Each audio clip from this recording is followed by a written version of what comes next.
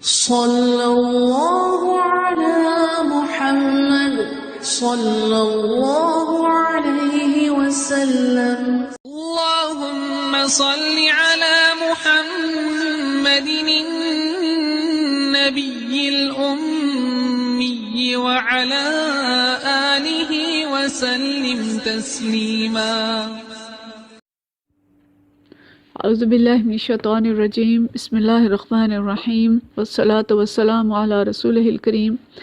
آج ہم بخاری شریف کی حدیث نمبر 19 کا مطالعہ کریں گے، اور یہ حدیث باب الفتن سے ہے، جس میں یہ کہا گیا ہے کہ فتنوں سے دور بھاگنا بھی دین میں شامل ہے. یہ حدیث حضرت ابو سعید خدری رضی اللہ تعالیٰ عنہ سے روایت ہے. انہ قال رسول اللہ صلی اللہ علیہ وسلم، وہ فرماتے ہیں کہ رسول اللہ صلی اللہ علیہ وسلم نے فرمایا، یوشک ان یکون خیر مال المسلم غنم، قریب ہے کہ مسلمان کا سب سے عمدہ مال اس کی بکریاں ہوں گی. یتبع بها شعف الجبال و مواقع القطر، کہ جن کو لے کے وہ پہاڑوں کی چوٹیوں اور برساتی وادیوں میں چلا جائے گا. یا پھر بدینہ من الفتن، اپنے دین کو فتنے سے بچانے کے لیے. یہ حدیث جیسا کہ میں نے آپ کو بتایا کہ فتنوں سے بچنے کے بارے میں اور اس دور کے بارے میں ہے کہ جب فسق و فجور اس قدر بڑھ جائے گا کہ انسان کے لیے ایمان بچانا مشکل ہو جائے گا.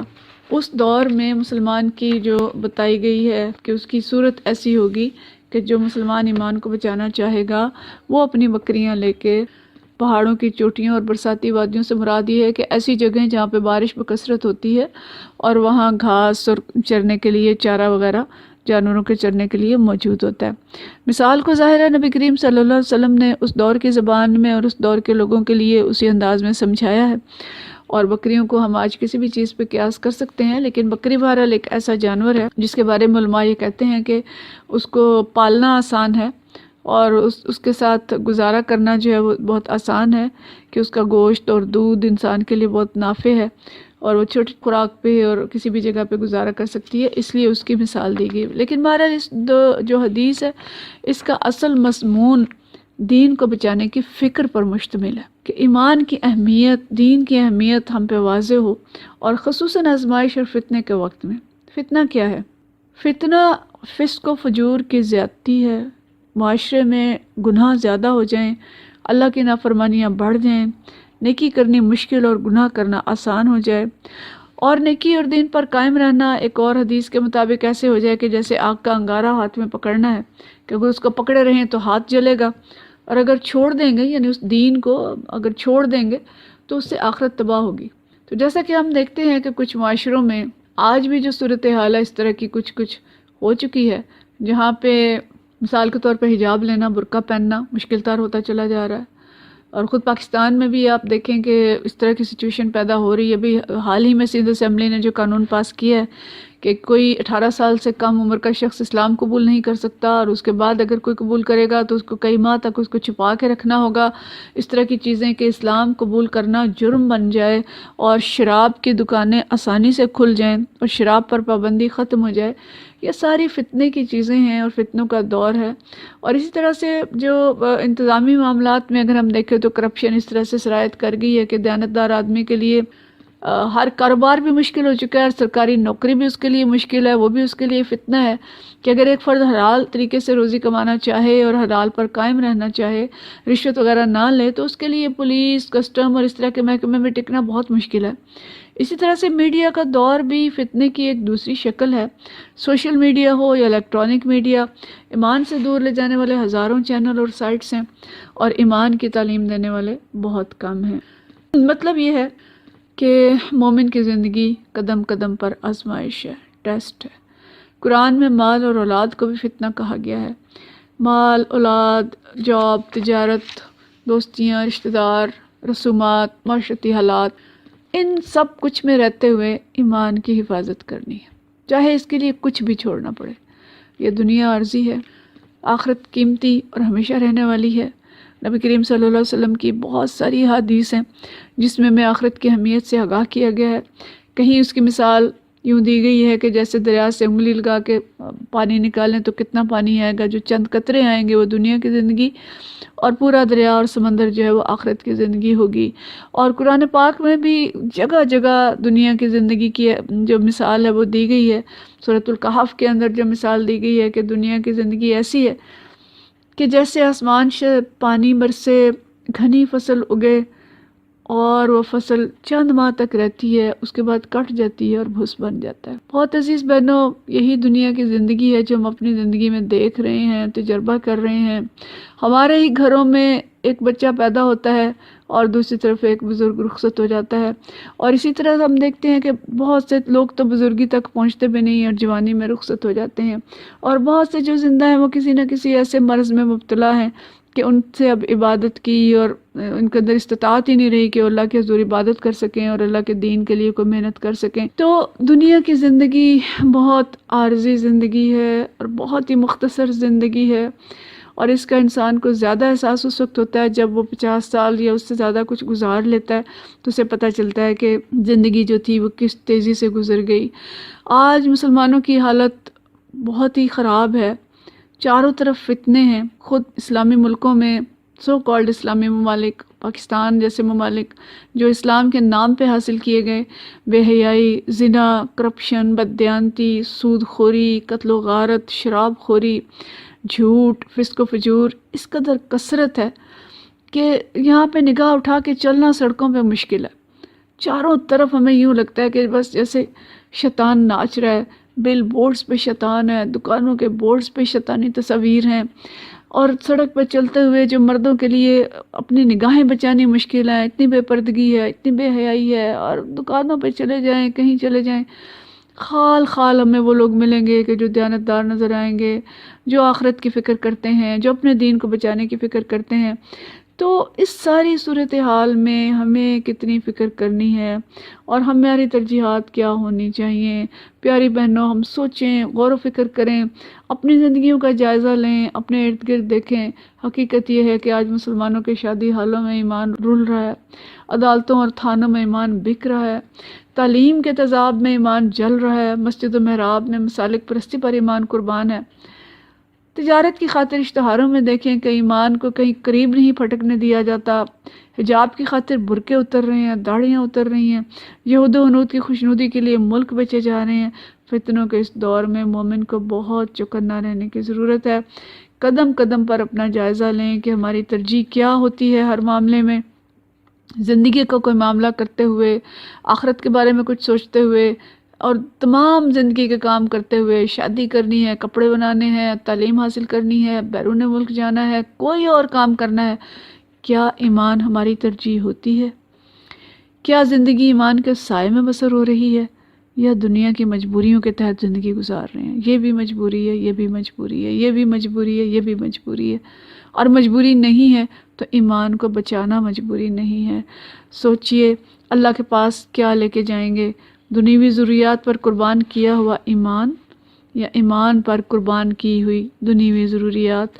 یہ جائزہ لینا ہے مسلمانوں کو اس سے قبل کہ وہ وقت آ جائے کہ انہیں اپنا ساز و سامان لے کے جنگلوں کی طرف نکل جانا پڑے اپنے دین کو بچانے کے لیے۔ اللہ تعالی ہم سب کا حامی و ناصر ہو، اپنے دین کی فکر کی ہمیں توفیق عطا فرمائے۔ اس سے اگلی حدیث نمبر 20 بھی آج ہم دیکھتے ہیں۔ یہ حدیث جو ہے یہ باب ہے اللہ تعالیٰ کی معرفت کے بارے میں، اور اس کے بارے میں انہوں نے یہاں پہ ایک آیت بھی نقل کی ہے کہ جس میں فرمایا کہ وَلَٰكِن يُؤَاخِذُكُم بِمَا كَسَبَتْ قُلُوبُكُم، کہ اللہ تعالیٰ گرفت کرے گا ان چیزوں پر جو کچھ تمہارے دلوں نے کیا ہوگا۔ اس حدیث میں حضرت عائشہ رضی اللہ تعالیٰ عنہا روایت کرتی ہیں، قالت کان رسول اللہ صلی اللہ علیہ وسلم، فرماتی ہیں کہ رسول اللہ صلی اللہ علیہ وسلم کیا کرتے تھے، اذا امرهم من الاعمال، جب لوگوں کو عمل کرنے کا حکم دیتے تھے، کوئی بھی کام کرنے کا حکم دیتے تھے تو کیسا حکم دیتے تھے؟ بما یطیقون، ایسا حکم دیتے تھے جس کی لوگوں کے اندر طاقت ہوتی تھی۔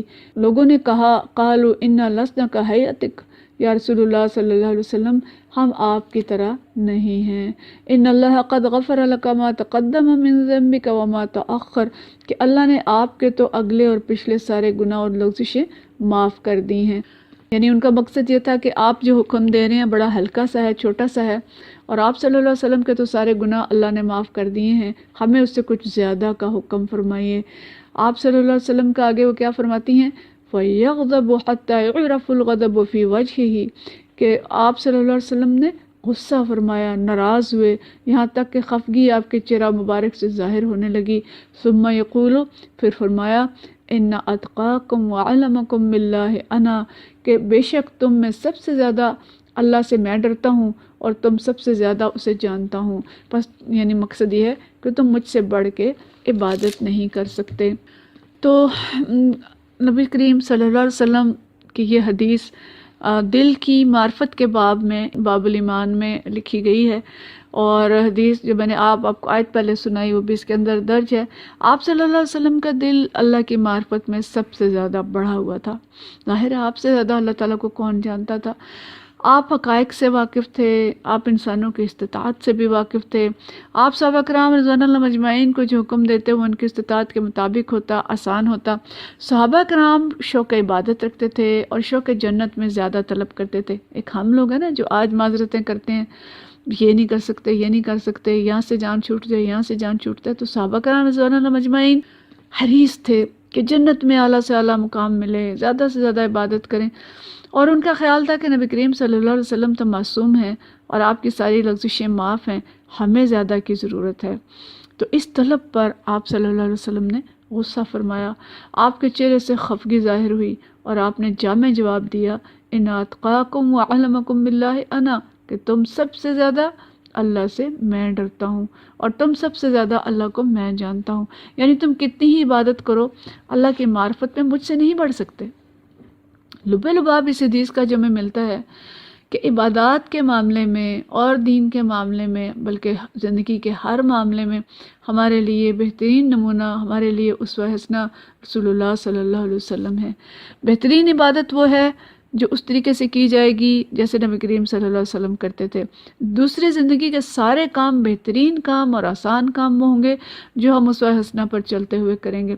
ہم اپنی مرضی سے دین میں کوئی اضافہ کر کے نیکی نہیں کریں گے بلکہ گنہگار ہوں گے، اور نبی کریم صلی اللہ علیہ وسلم کی ناراضگی مول لیں گے۔